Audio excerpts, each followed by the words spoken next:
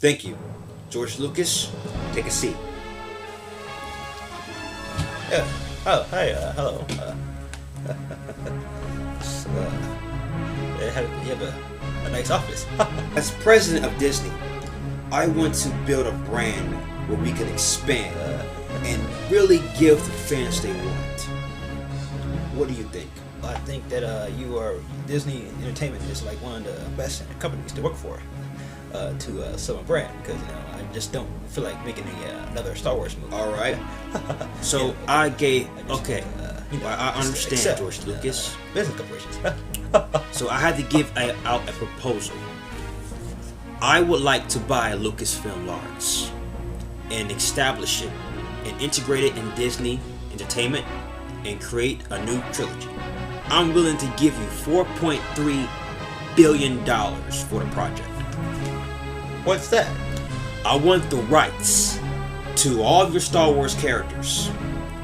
Everything. All the characters, including your Indiana Jones. Everything will be part of this company. It will be done the right way. Like what you're doing? Got great different variety. And we're willing to give you $4.3 billion if we could come together on an agreement. $4.3 billion. I'm flattered. I'm honored. That's a lot of money. I would love to since we got the company, we're going to create an episode 7, and Christmas is going to be big. And now we cannot wait to get this film in the works. Oh, definitely. I think we've come to a good agreement. I think that we have established a good footing. So hopefully, we don't need your ideas. And I like to call it the Return of Ewoks and Jar Jar Binks' main character. No, sir. Sir, we don't need your ideas. Thank you for special effects. Letting us have your company. Take the $4.3 billion and get the fuck out our office. Come on, guys. I can be your creative consultant. We don't want you as a creative consultant. But we want you to take the money and retire with your hot black wife and go. George Lucas, no, hey, security. So I just take my $4.3 billion in a row. Hey. Yes, sir. This franchise is going to be big.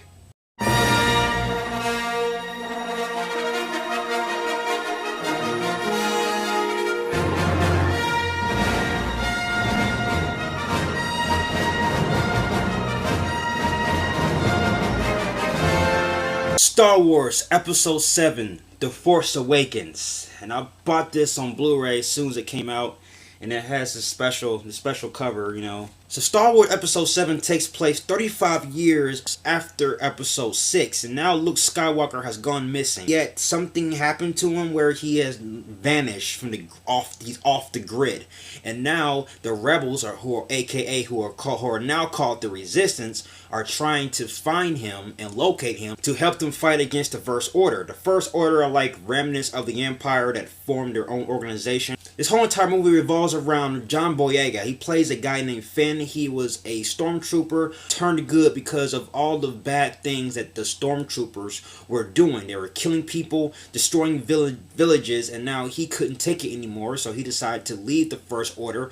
Just in general, just watching this film, that J.J. Abrams did a spectacular job in this movie. All these scenes in real location. They didn't use no CGI, no green screen whatsoever. The cinematography was so beautiful, and especially when the X-Wing was riding on the river and just seeing the water just slide off the ship.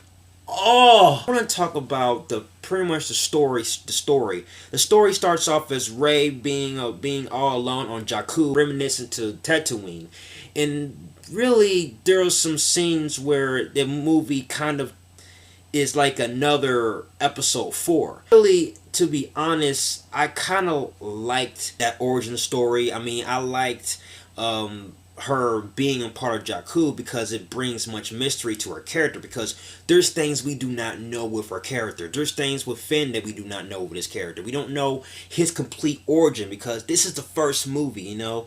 This is the first movie where we have to wait years just for them to develop. It's the same concept in 1977 when Episode 4 came out. And I want to talk about Kylo Ren. He was having temper tantrums throughout the movie. When things don't get his way, he would whip out his lightsaber and just...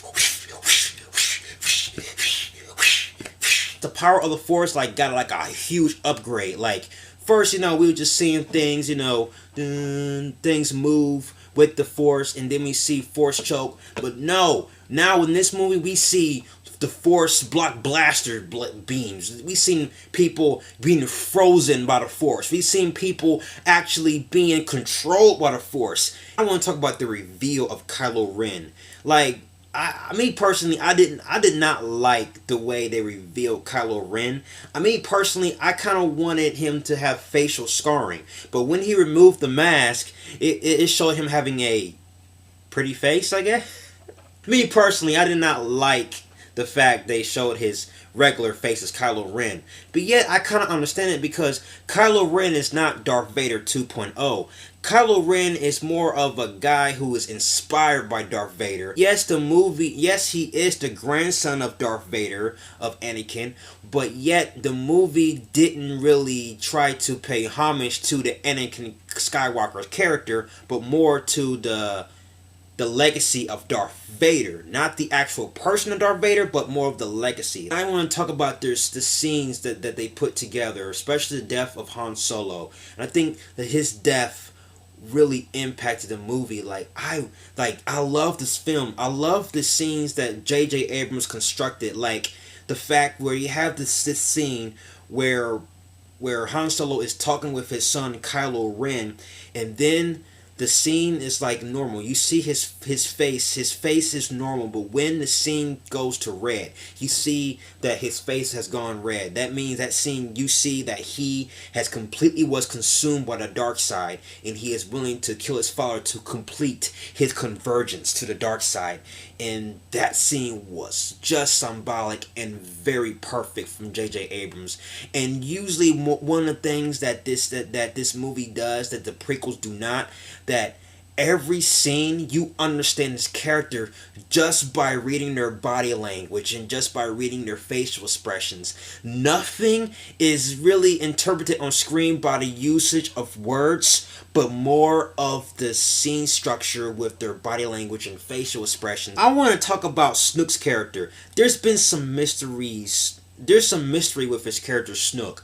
Like, it feels like to me that he personally knows Darth Sidious, and he personally knows Darth Vader because he has knowledge of the Force. Just by this whole entire movie alone, the characters are established very well. Rey was established. Finn was established. Every character was established. It's like they gone to the roots of Episode 4 and 5, and they gave us a beautiful crafted film, a great cinematography, well directed, and also they had the same writers from Episode 5 be a part of this film.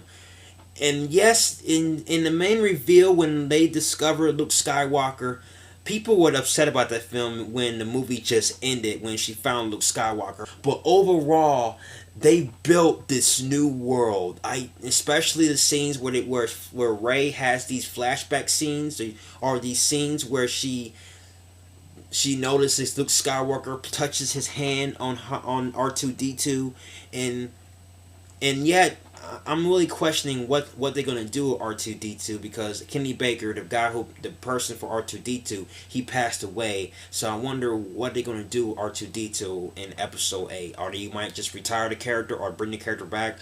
I don't know, but rest in peace, Kenny Baker. The Death Planet, I didn't really care for the Death Planet. The Death Planet was kind of unnecessary. I kind of wanted to go a different route.